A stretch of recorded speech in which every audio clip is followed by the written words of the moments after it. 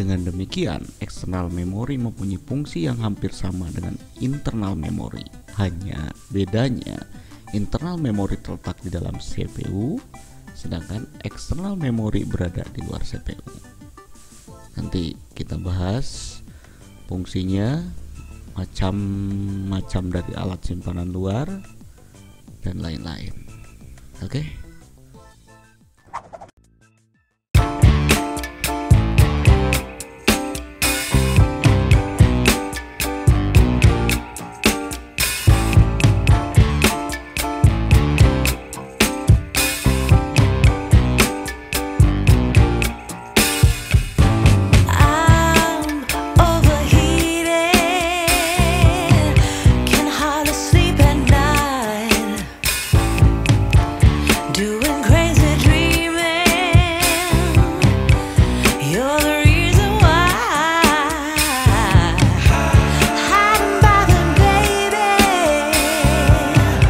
Video kali ini masih pembahasan di hardware komputer, sambungan dari part 1, part 2, part 3, part 4, dan ini mungkin video yang kesekian kalinya dalam kategori hardware pengenalan komputer dasar untuk pemula, untuk part 5, yaitu adalah alat simpanan luar. Di mana alat simpanan luar itu bisa disebut external memory ataupun external storage. Adalah suatu tempat atau sarana yang bisa digunakan komputer untuk menyimpan data atau program. Dengan demikian, external memory mempunyai fungsi yang hampir sama dengan internal memory. Hanya bedanya, internal memory terletak di dalam CPU, sedangkan eksternal memori berada di luar CPU. Nanti kita bahas fungsinya, macam-macam dari alat simpanan luar, dan lain-lain. Oke? Data-data yang tersimpan di dalam eksternal memori bersifat tetap.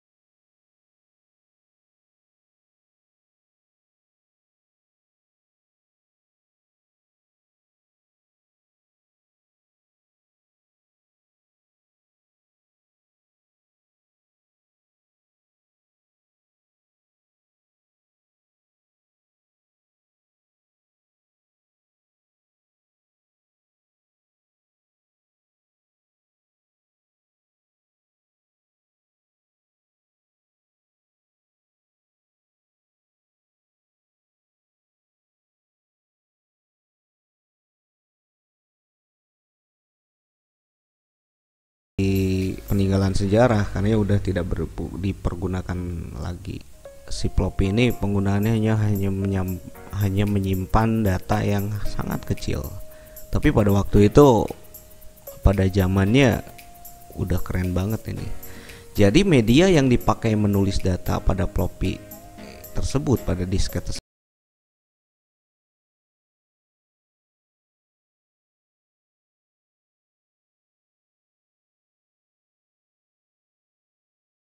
kemudian bisa dibuka si data tersebut. Floppy disk ada dua macam ya. Kita simpulin aja, si floppy disk ini ada dua macam.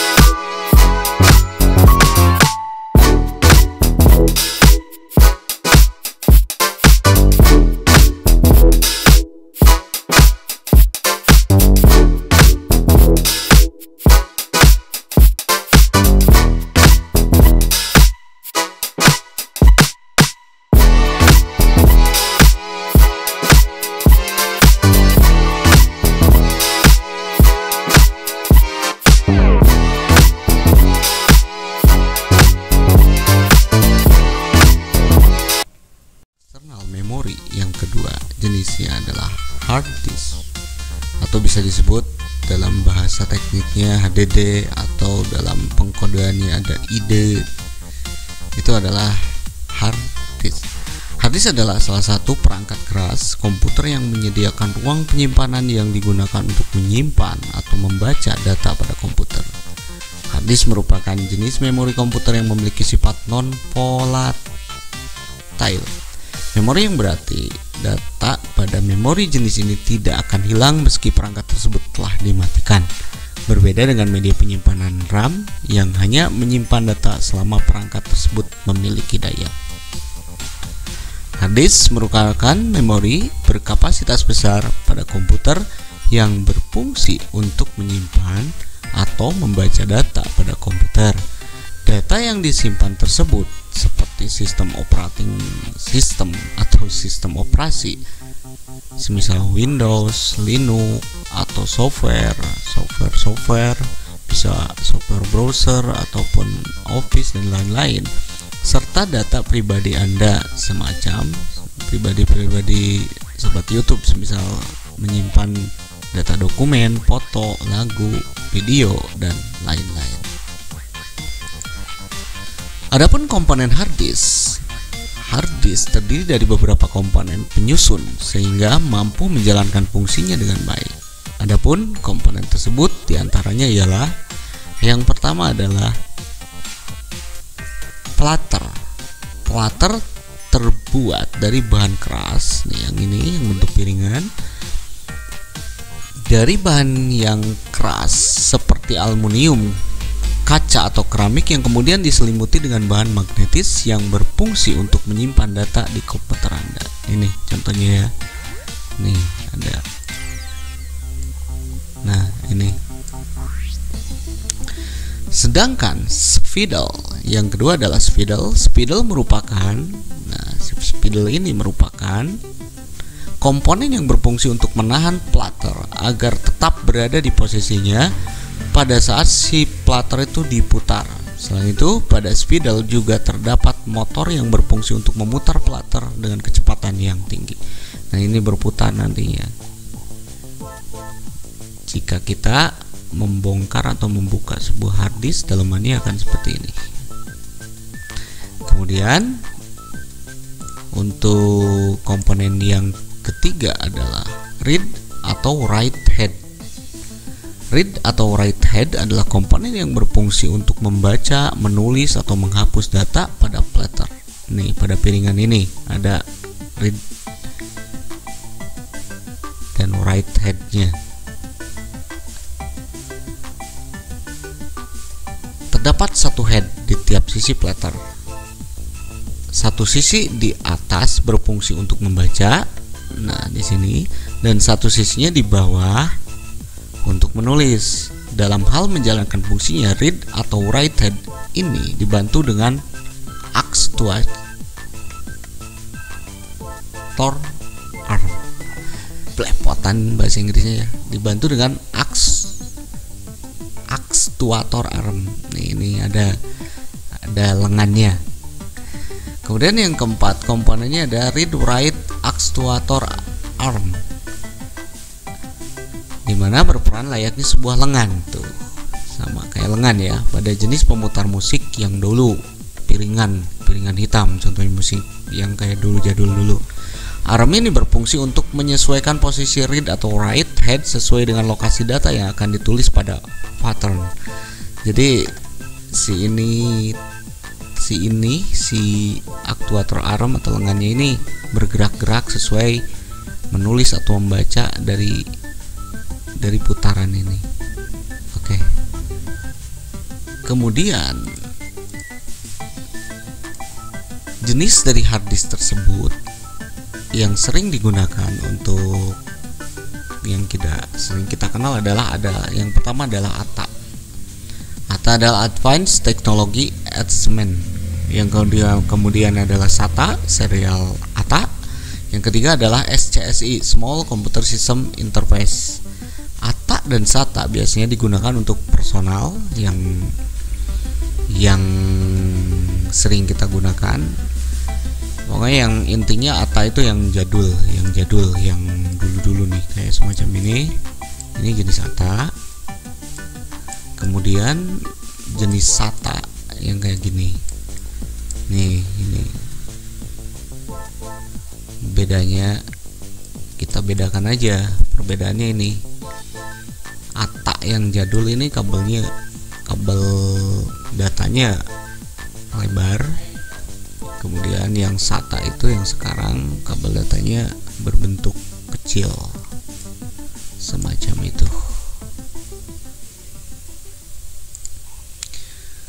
Kemudian kita mencoba untuk belajar penghitungan besar kapasitas dari sebuah hard disk.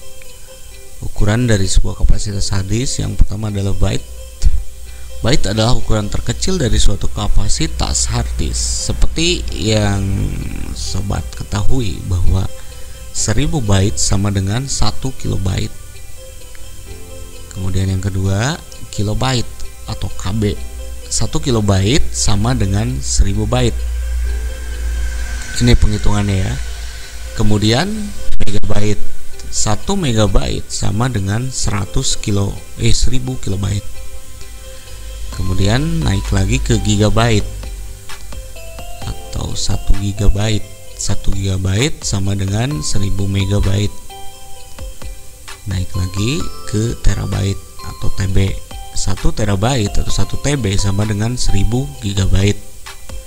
Kemudian meningkat lagi kapasitasnya. Besar kapasitas hard disk tentunya menentukan ruang bebas untuk menyimpan data.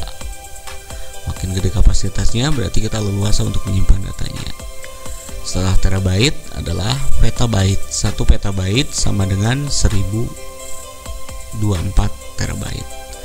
Jadi hitungannya mudahnya kita contohkan, misal kita memiliki sebuah hard disk dengan kapasitas 500 GB, berarti sama dengan kita memiliki hard disk dengan kapasitas 500.000 MB, atau juga bisa kita simpulkan setengah terabyte, semacam itu.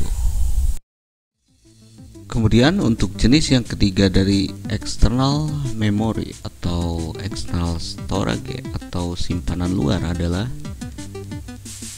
flash disk. Flash disk adalah sebuah alat penyimpanan data eksternal yang dihubungkan ports USB yang mampu menyimpan berbagai format data dan memiliki kapasitas penyimpanan yang cukup besar. Flash disk dapat menyimpan data secara permanen walaupun aliran listrik pada rangkaian flash disk diputuskan. Itulah perbedaan dari internal memori dan eksternal memori. Jadi fungsinya dari flash disk tersebut hampir mirip.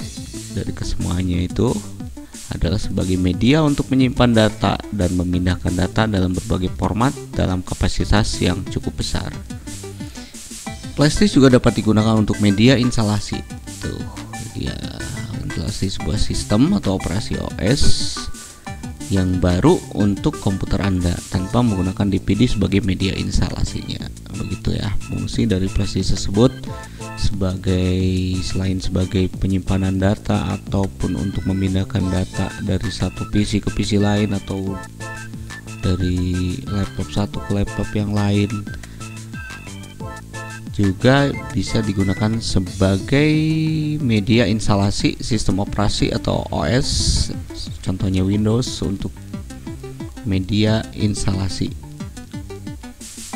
Kemudian untuk external memory ataupun simpanan luar, untuk jenis yang keempat adalah compact disk atau sering kita sebut sebagai CD. Compact disk adalah sebuah piringan optikal yang digunakan untuk menyimpan data secara digital.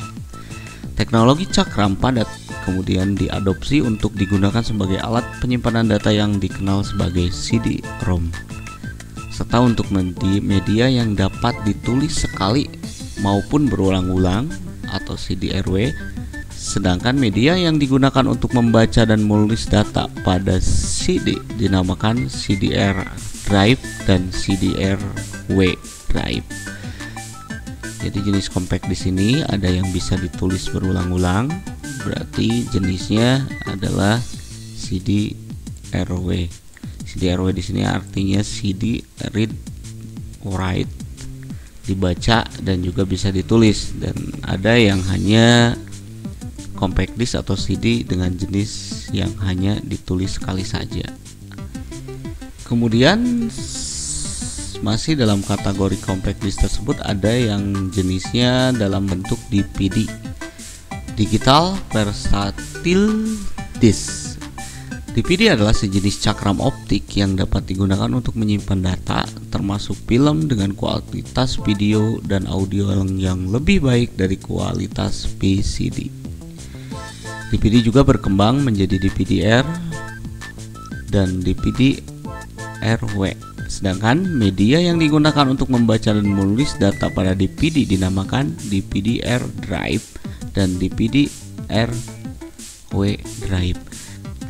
Lanjut untuk yang terakhir berarti untuk kategori yang kelima, masih dalam kategori eksternal memori atau simpanan luar, yaitu adalah magnetic tapes.